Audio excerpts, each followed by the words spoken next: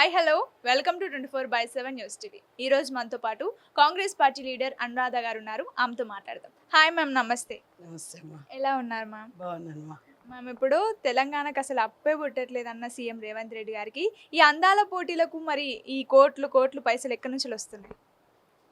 అమ్మ, అప్పులకి అందాల పోటీలకి సంబంధం ఉందా అంటే మన భారతదేశంలో ఇంత ప్రతిష్టాత్మకంగా, తెలంగాణ రాష్ట్రంలో ఇంత ప్రతిష్టాత్మకంగా అసలు ఈ అందాల పోటీలు తీసుకోవడమే రేవంత్ రెడ్డి గారి గట్స్కి నిదర్శనం.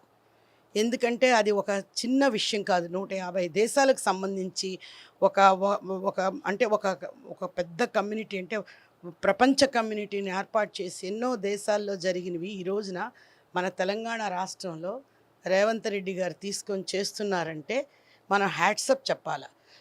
ఇలాంటి సమయంలో అప్పుల గురించి, అంటే దీనికి వచ్చే రాబడి కానీ, ప్రపంచ దేశాల్లో మన గుర్తింపు కానీ, మిగిలిన దేశాలతో మనం పోటీ పడే తత్వం కానీ భారతదేశానికి ఇది ఒక ఐకానిక్ అమ్మా. అలాంటప్పుడు అప్పులకిను మనకి జరుగుతున్న, అంటే అప్పులు దొరకట్లేదు అని చెప్పి అన్నీ స్తంభింపు చేస్తామా?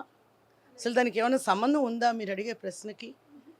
ఒక మాట చెప్తున్నానంటే అప్పులు అనేవి దేనికి అడుగుతున్న కొన్ని వాటికి సంబంధించినవి అవి చూస్తుంటారు. బట్ ఇది ఒక అందాల పోటీలో అంటే ఒక మహిళల ఉన్నతి, మహిళల్లో ఒక కాన్ఫిడెన్స్ లెవెల్స్ పెరగటం, తర్వాత భారతదేశంలో ఇలాంటి గొప్ప కార్యక్రమం జరగటం అనేది చిన్న విషయం కాదు. అందులో తెలంగాణ రాష్ట్రంలో జరుగుతున్నాయంటే చాలా మనం అందరం గర్వించదగ్గ విషయం.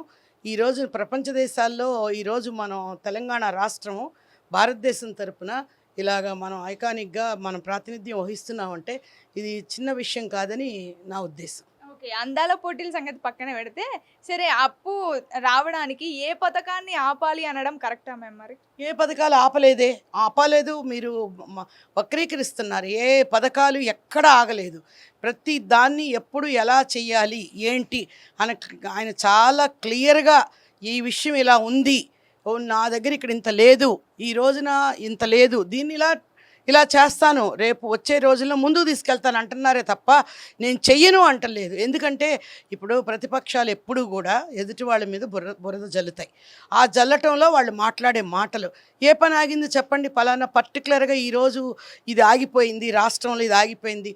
ఇంతకుముందు 10 సంవత్సరాలు చేసిన రాజకీయ పార్టీ కన్నా కూడా ఈరోజు చాలా ముందుంది.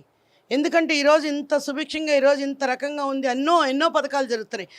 నిజం చెప్పాలంటే రేవంత్ రెడ్డి చాలా వయసులో చాలా చిన్నవాడైనా కూడా రాష్ట్రంలో తీసుకోవాల్సిన ప్రతి విషయాన్ని చాలా జాగ్రత్తగా, చాలా గట్స్తో ముందుకెళ్తున్నాడు.